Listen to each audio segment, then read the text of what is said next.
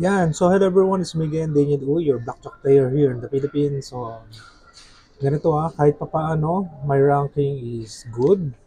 So, natatalo lang talaga tayo sa mga other players' decision. Okay? So, may napanood akong video kanina from US, a professional card counter. So, sabi niya,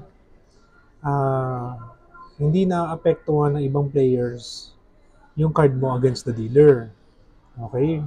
Kasi pwede mapaganda, pwede mapapangit. Pero more on positive side siya. So sabi niya, okay lang daw na mag-hit sila, mag-stay, or mag-split sila, and it will not affect your cards against the dealer. Pero dito kasi sa Pilipinas, iba. Sa US kasi,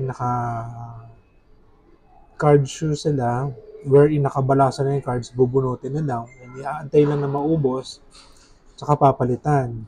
Pero dito kasi sa Pilipinas, meron tayong tinatawag na CMS machine ba yun? Kung hindi ako nagkakamali, correct me if I'm wrong na lang.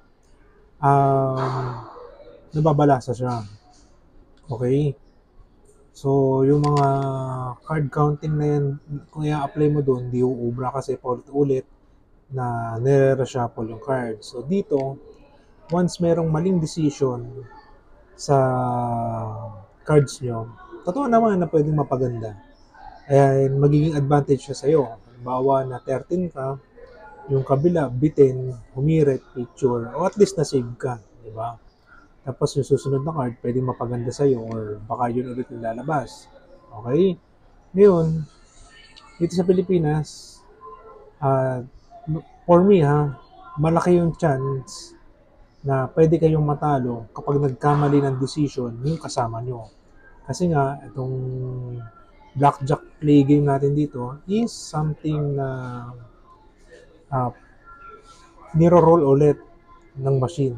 So, nagpapabago-bago siya.